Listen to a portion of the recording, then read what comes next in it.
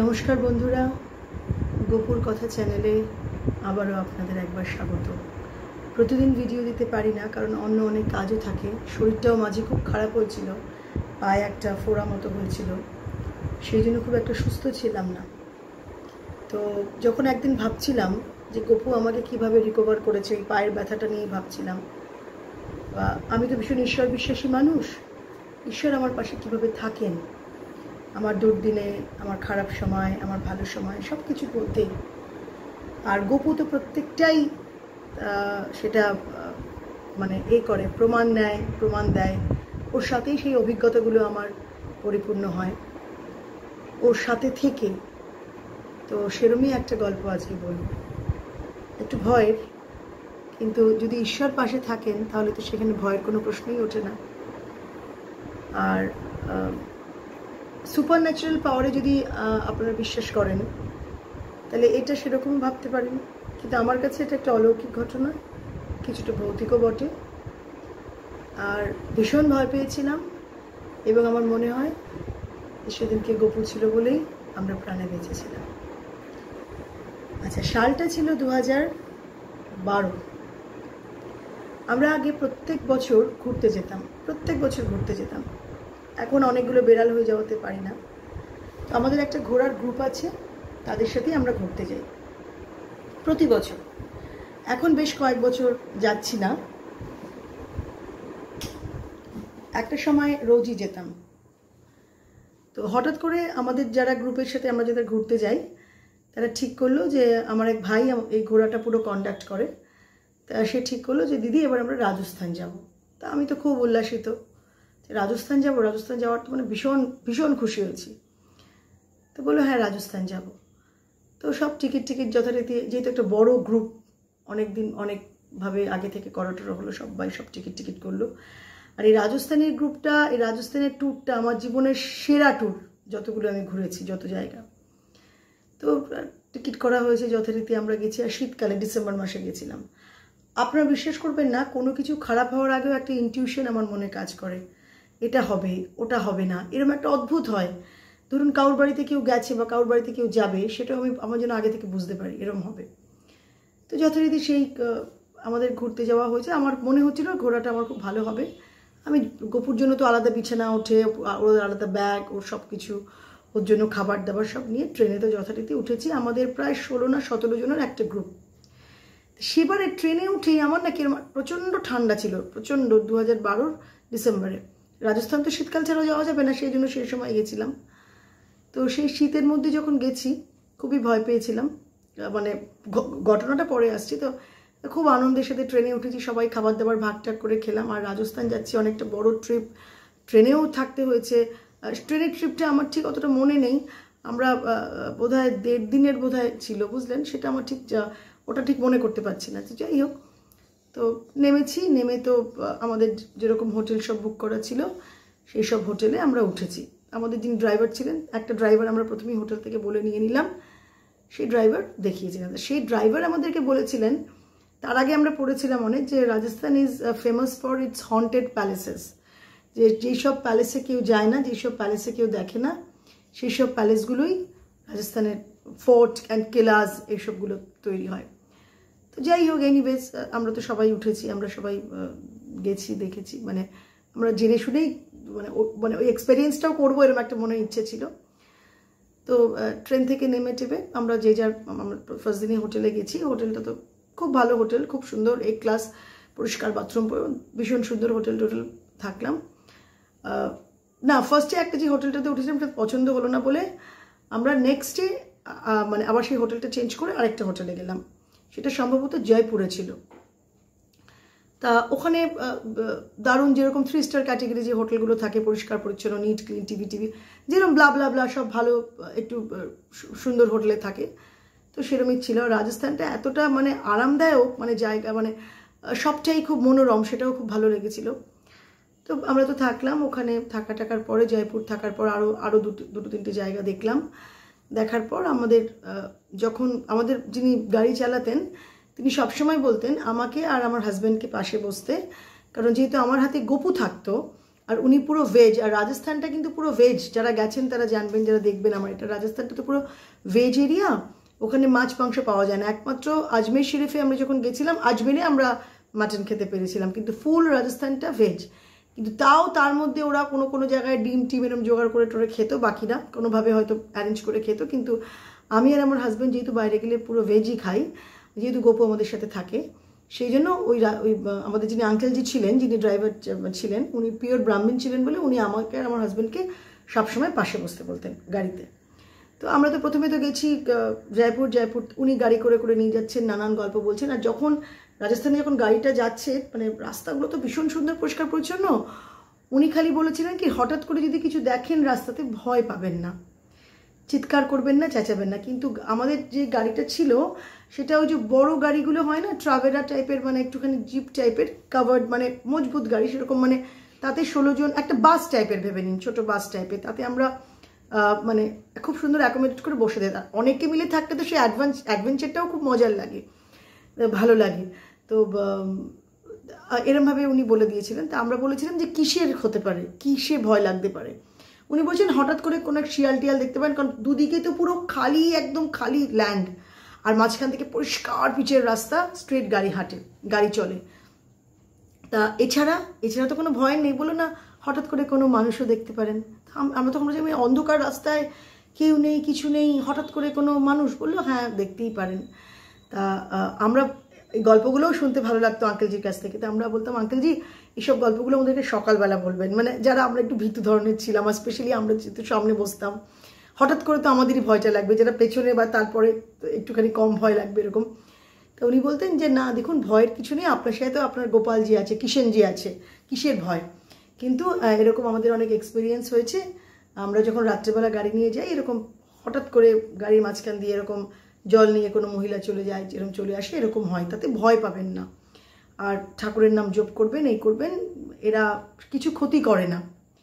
তো উনি বলেছিলেন। তো আমরা ঠিক আছে, ওটাকে ভয় পেলেও সেটাকে মনের মধ্যে রেখে দ্য কার মুভড অন, মানে এগিয়ে চলছিল, সেরকমভাবে আমরা গুরুত্ব দিইনি।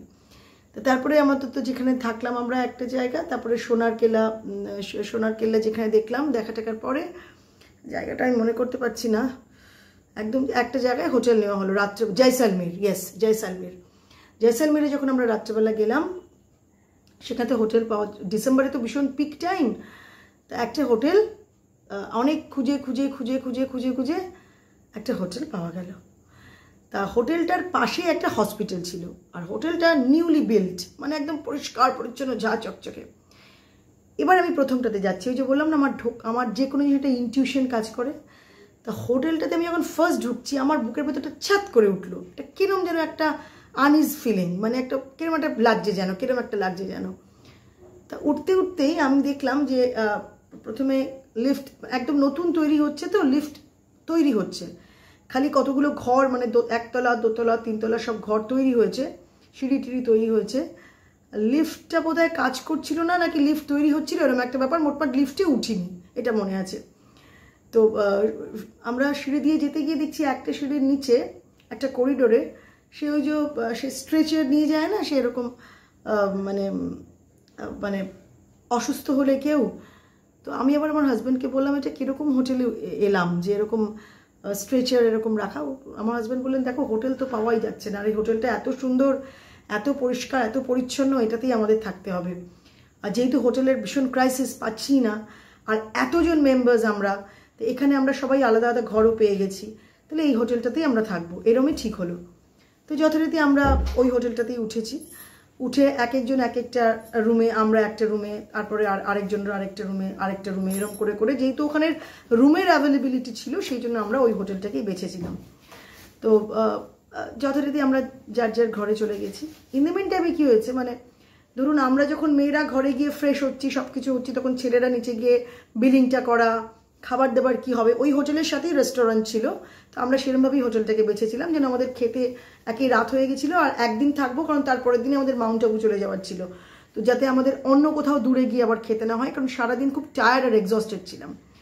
তো যেহেতু হোটেলটা অনেক বড় আর অনেকটা জায়গা নিয়ে, তো যে যার ঘরে গিয়ে আমরা ফ্রেশ হচ্ছি, ছেলেরা যারা ছিল তারা নিচে বিলিং সেকশনে গেছে, বিলিং টিলিংগুলো করছে। আমাদের ঠিক আমার ফ্লোরটার ঠিক ওপরেই যারা ছিল একজন মানে যে মেনলি ট্যুরটা কন্ডাক্ট করে তার ওয়াইফ আর তার বাচ্চা ঘরে গেছে। এবার আমার হাজব্যান্ড এসছেন না, হঠাৎ তখন ওই মেয়েটি ফোন করেছেন আমাকে। তা আমাকে দিদি বলে, দিদি এরকম অমিতদা কোথায় একটু বলবে? আমি যখন কেন রে, ও তো নিচে গেছে, দেখো আমার ঘর ভেতর দিয়ে লক হয়ে গেছে, খুলছে না আর। তা আমি বললাম যে আমার কাছে দাঁড়া বলে ফোনটা করলাম, আমি সাথে সাথে আমার হাজব্যান্ডকে ফোন করলাম, উনি নিচেই ছিলেন। আমি বললাম এক্ষুনি বুবাইকে বলো ওপরে যেতে, ওদের ঘরটা লক হয়ে গেছে, বাচ্চাটা নিয়ে ও ঘর থেকে বেরোতে পারছে না, কোনোভাবে ঘরটা লক হয়ে গেছে। তা যাই হোক, তারা তো গিয়ে যে কোনোভাবে দরজাটাকে খুলে লক করে ওরা রেস্কিউড হলো। তারপর যারা হোটেলের যারা লোক তারা আবার ওদেরকে অন্য একটা ঘরে ট্রান্সফার করে দিল।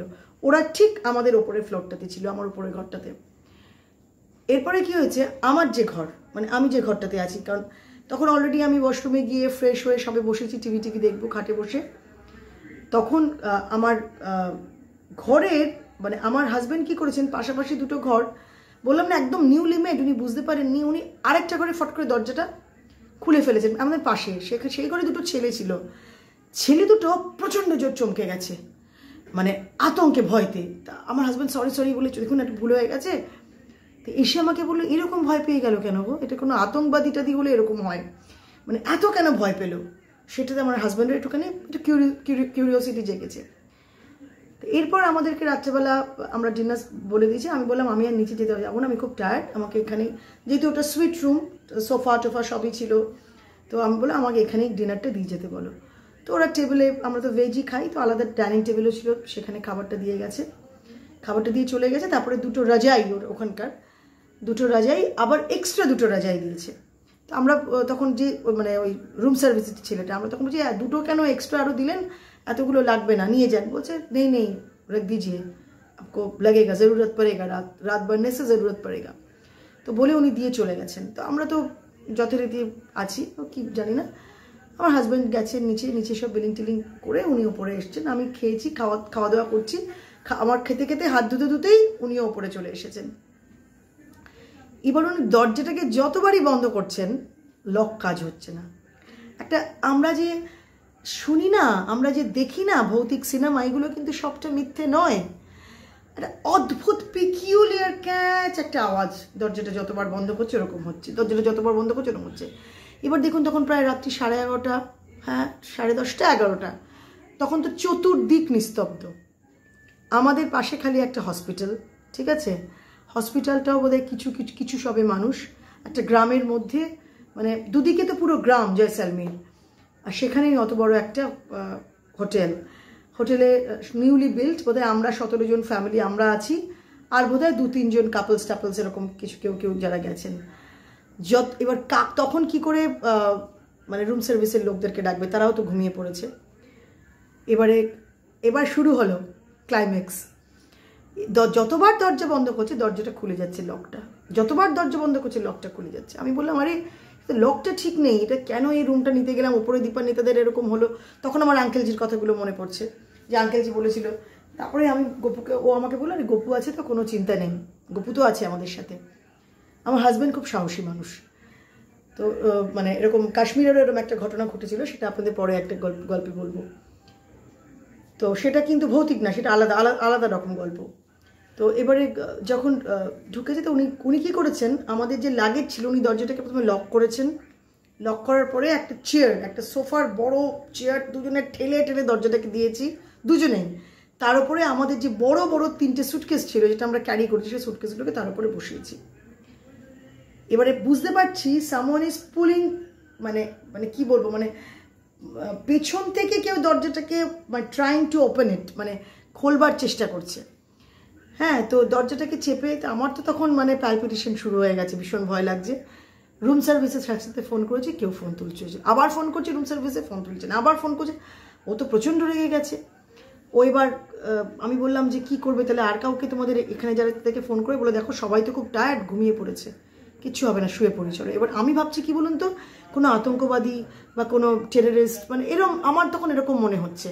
তো বলছে না এরকম হবে না, ওগুলো কাশ্মীর হলে হতো, রাজস্থান খুব পিসফুল জায়গা, ওটা হয়তো হাওয়া এখন ঠান্ডা আর চতুর্দিকে তো পুরো ফাঁকা মাঠ এরকম। তো কিছুক্ষণ বাদে সেটা আওয়াজটা বন্ধ হয়ে যায়। তাই আমি যাক বাঁচা গেল। তো ডিনার করেছে, আমরা ঘুমিয়ে পড়েছি, শুয়েছি। তো শোয়ার পাশে যেখানেই আমরা যাই না কেন এরকম একটা টেবিল মতো থাকে, সেখানে ওটাকে ধুয়ে মুছে পরিষ্কার করে গোপুর একটা বিছানা নিয়ে যাওয়া হয়। আস্তে আস্তে আমরা ডেভেলপ করেছি, এখন গোপুর খাটও কেনা হয়েছে। তো সেটা গোপুর তো একটা আলাদা ব্যাগই হয়, তো সেটাতে গোপুকে শুয়েছি। খাওয়া দাওয়ার পর আমি শুয়ে পড়েছি। হঠাৎ ধরুন এই রাত্রি যখন 1টা-1:30 হবে এরকম, বা ধরুন 2টো, আই ফেল্ট যে সামওয়ান ইজ পুলিং মাই রাগ, আমার কম্বলটাকে কেউ টানছে। আমি যতবার টেনে তুলছি আমার মনে হচ্ছে আমার কম্বলটাকে কেউ টেনে নামাচ্ছে। তা আমি আমার হাজব্যান্ডকে বললাম, তুমি কম্বলটা টেনো না, তোমাকে 2টো কম্বল আলাদা দেওয়া হয়েছে, টেনো না। ও তো হঠাৎ করে আমি দেখি ওদিকে অকাতরে ঘুমোচ্ছে, মানে সাউন্ড স্লিপ, মানে ভীষণ টায়ার্ড। আমার কম্বলটাকে টানছে। বিশ্বাস করুন, আমি এটা কোনো রকম আপনাদেরকে মানে গল্প বানানো বলছি না। যতবার আমি চোখ বন্ধ করছি আমি দেখছি কি একটা সাদা কাপড় পরে কেউ সামনে দাঁড়িয়ে আছে। আবার চোখ খুলছি, নেই, আবার চোখ বন্ধ করছি, ওই আবার, এবং এটা সাইমালটেনিয়াসলি হচ্ছে। হঠাৎ আমার হাজব্যান্ড, উনি যেহেতু দুর্গাপুজো কালী পুজো করেন, তো উনি অনেক মন্ত্র জানেন, জপ টপ করেন।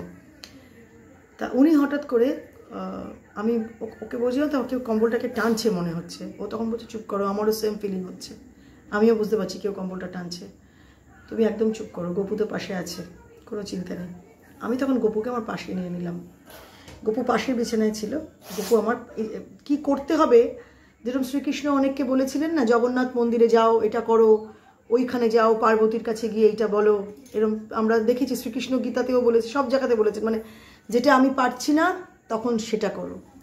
ও বলো তুমি গপুকে পাশে নিয়ে এসো, কারণ গপু তো আমার পাশের ওই পাশের যে এরকম থাকে না একটা টুল মতো, তা সেখানটাতে গপুর বিছানাটা ছিল। ও আমাকে স্ট্রেট বললো, আমার হাজব্যান্ড, তুমি গপুকে নিয়ে এসো তোমার কাছে।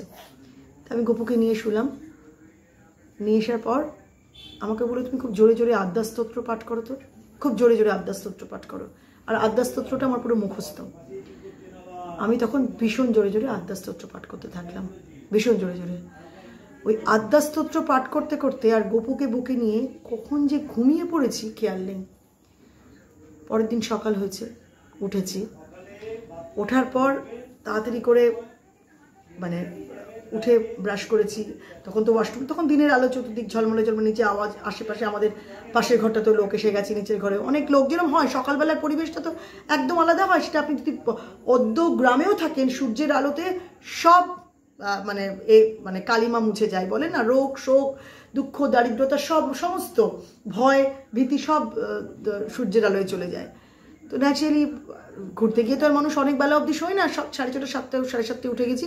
তখন দেখছি করিডোর দিয়ে প্রচুর লোকরা যাচ্ছে আসছে, চা রুম সার্ভিসে চা দিতে এসছে, নক করছে। তো উঠে গেছি। তো উঠে গিয়ে আমি তো ওয়াশরুম গেছি, ফ্রেশ হয়েছি, বেরিয়েছি। আমার হাজব্যান্ড বললেন তুমি একদম স্নান করে নিচে ব্রেকফাস্ট করতে চলে যাও, কারণ আমাদের গাড়ি রেডি আছে, এক্ষুনি বেরিয়ে যেতে হবে।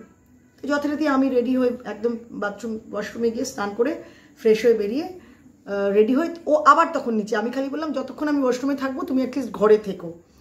তো তার আমি বেরিয়ে দেখি সেদিকে ও নেই। যাই হোক, তাতে আমি কোনো ভয় পাইনি। আর আমি ভেবেছিলাম, আমি এক্সপেক্ট করেছিলাম ও থাকবে, কিন্তু ছিল না। তো আমি যথারীতি ফ্রেশ হয়ে গপুকে নিয়ে, না গপুকে ঘুরতে গেলে সবসময় গপুর বাবা গপুকে স্নান করায়, গপুকে খেতে দেয়। তো আমি তখন নিচে নেমেছি। তারপরে সকালবেলা আর এতটুকু ভয় করছিল না, বিশ্বাস করুন, এতটুকু ভয় করছিল না। রেডি হয়ে আমি আমার নিচে খাবারটা বলে আবার আমি ওপরে এসেছি ওকে ডাকতে, যে নিচে সবাই ওয়েট করছে ব্রেকফাস্টের জন্য। উপরে যখন এসছি তখন ও আমাকে বলছে, জানো আমি একটা অদ্ভুত জিনিস এক্সপেরিয়েন্স করলাম। আচ্ছা কি? এবার ব্যাপারটা ভালো করে বুঝুন। আমরা যে ঘরটাতে ছিলাম, আপনারা ধরুন আমাকে যেরকমভাবে দেখছেন, পেছনে আমার লাল দেয়ালটা, তো ধরুন আমি এভাবে দাঁড়িয়ে আছি, আর এই যে এটা কিন্তু গোপুর ফ্রিজ, আমার ফ্রিজটা অন্য ঘরে। এই ধরুন এই গোপুর ফ্রিজের এই জায়গাটা ধরুন বাথরুমটা, ঠিক আছে, এরকম ঠিক এরমভাবে ফ্রিজটা, মানে এরমভাবে বাথরুমটা, আর ধরুন আমি এভাবে দাঁড়িয়ে আছি, আমার এরকম পজিশনটা। আর পেছনে যে লাল রঙের দেয়ালটা দেখছেন, সেখানে একটা বড় পর্দা লাগানো ছিল। ও ফট করে পর্দাটা সরিয়ে দেখে ওই জায়গাটা পুরো হলো, মানে পুরো ফাঁকা, কিচ্ছু নেই। ওই সকালবেলাও বুকের ভেতর ছ্যাট করে উঠেছে ওই জায়গাটা থেকে, পুরো ফাঁকা একটা, মানে আশেপাশে কিচ্ছু নেই। আর ওই জায়গাটা একটা ঘুটঘুটে অন্ধকার টাইপের। তা ও বলছে যে আমি যখন ওয়াশরুম থেকে বেরোলাম, আমার ওয়াশরুমে খালি মনে হচ্ছে যতবার আমি আয়না দিয়ে মুখটা দেখছি একটা কে যেন দাঁড়িয়ে আছে, একটা কে যেন দাঁড়িয়ে আছে। এখন দেখুন, এটা আঙ্কেলজির কথা হতে পারে, ইনটিউশন হতে পারে, মানে মনের মধ্যে একটা কোনো ভ্রম হতে পারে, কিন্তু আমরা যেটা এক্সপিরিয়েন্স করেছি সেটা সত্য, সেটা 100% সত্য। আরও আসছি এই ঘটনাটা কীরকম কী হলো, তা আরও আসছি। এখানে বোধহয় গোপুর বাবা কিছু বলবেন, আমি বলছি, দাঁড়ান।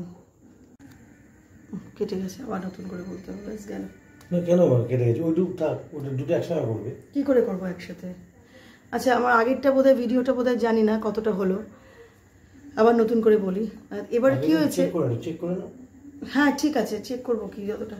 এবার কি হয়েছে, আমার হাজব্যান্ড বলছেন যে ওইটা হচ্ছে একটা মানে একটা ঘাগড়া পরা একটা মেয়ে যেরকম হলে, মানে গরম জলের গিজারের জলটা গরম হচ্ছে তো বাষ্পতে খালি একটা ওরকম অবয়ব তৈরি হচ্ছিল, যে একটা ঘাগড়া পরা মেয়ে কেউ দাঁড়িয়ে আছে।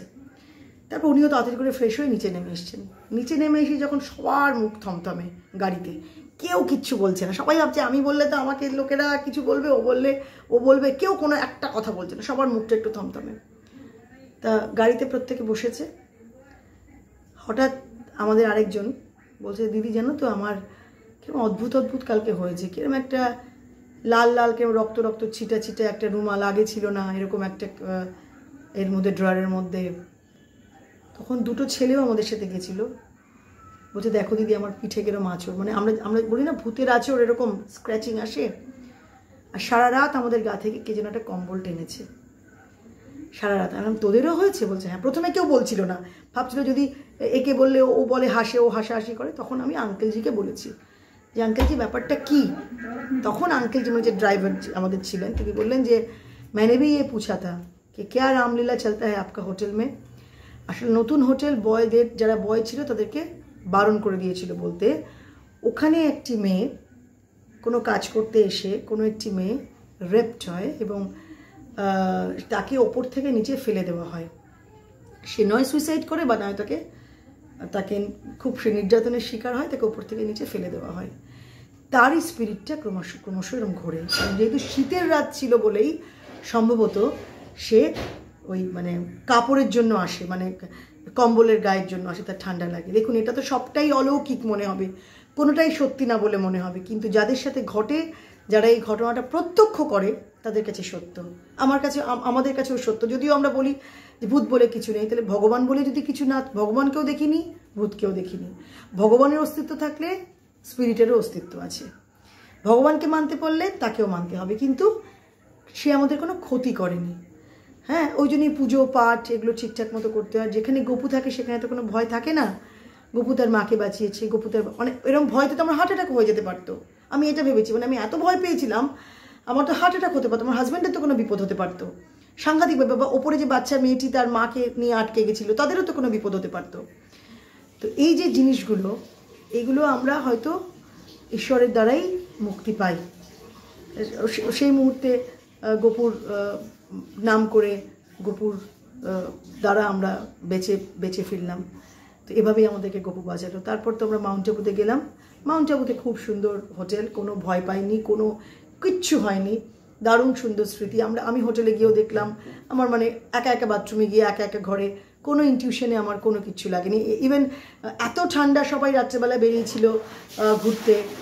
আমি যেহেতু তার একটু আগেই অনেক দূরে মানে একটা মায়ের মন্দিরে হেঁটে উঠেছিলাম, হেঁটে নেমেছিলাম। মায়ের মন্দিরের নামটা ভুলে যাচ্ছি আমি, কাত্যায়নী মন্দির, সেই জন্য পা খুব ব্যথা হয়েছিল বলে আমি আর যাইনি। কিন্তু আমি হোটেলে তো অনেকক্ষণ একা ছিলাম, সেখানে তো আমার কোনো এরকম প্রবলেম, কারণ যদি আমার এটা মনের ভীতি হতো তাই তুমি আগের দিনই রাত্রেবেলা যে ঘটনাটা আমার ঘটলো তো সেটা তো আমার মাথায় হন্ট করবে, আমি তো আবার ভয় পাবো। ওই হোটেলটাতে এসে তো আর পরের রাত্রে তুমি কোনো ভয় পাইনি, তার মানে ওখানে কিছু একটা ছিল, সেই জন্যই ভয় পেয়েছিলাম। ওটাকে বিশ্বাস করতেই হবে। যদি আমার এটা মনের মধ্যে দিয়ে ক্রিয়েশন হতো, বা আমি আঙ্কেলজির কথা শুনে যদি ওই জিনিসটা ক্রিয়েট করতাম, তাহলে সবার একসাথে কিছু না কিছু ঘটে না। বা ধরুন আমি আমারটাই বলছি, আমার তাহলে ঘটতো না, বা আমার হাজব্যান্ডেরও ঘটতো না, এরকম ভয় পেতাম না। কিন্তু এটা ঘটেছিল এই জন্যই ওখানে কোনো একটা ঘটনা ছিল, কিন্তু গপু ছিল বলেই আমরা বেঁচে গেলাম। আর এটা গপুর দ্বারা, মানে গপুর সাথে থেকে, গপুর অভিজ্ঞতায় ঘটনাটা ঘটলো। কিরম লাগলো গল্পটা বলবেন? একটু অন্য ধরনের গল্প বললাম, গপুকে নিয়ে নানান ঘটনা, নানান গল্প গপুর সাথে জড়িয়ে আছে। তো সেই জন্য গপুকে নিয়েই গল্পটা বললাম। ভেবেছিলাম আমি আপনাদেরকে অনেক আগেই বলবো, এটা বলা হয়নি। জানাবেন কমেন্টসে কীরকম লাগলো। আর একটা খুব সুন্দর গল্প নিয়ে আসবো, গপুও সাথে থাকবে সেই গল্পটা নিয়ে আসবো, খুব শিগগিরই আসবো। সাথে থাকবেন। আর গপুকেও দেখতে হবে, গপুকে না দেখলে কি করে হবে। পুরো 15টা, একটা তো খাননি আপনি ভিটামিন ট্যাবলেট খান। গপুকে কি দেখা যাচ্ছে? দেখতে পাচ্ছেন গপুকে? আজকে ভিডিওটা বারবার করে 3টে ভাগে কেটে গেল। ঠিক আছে গপু, গুড নাইট বলে দাও সবাইকে। সবাইকে গুড নাইট বললাম। ঠিক আছে, গপুর তরফ থেকে সবাই ভালো থাকবেন। খুব শিগগিরই আরেকটা ভিডিও নিয়ে আসছি।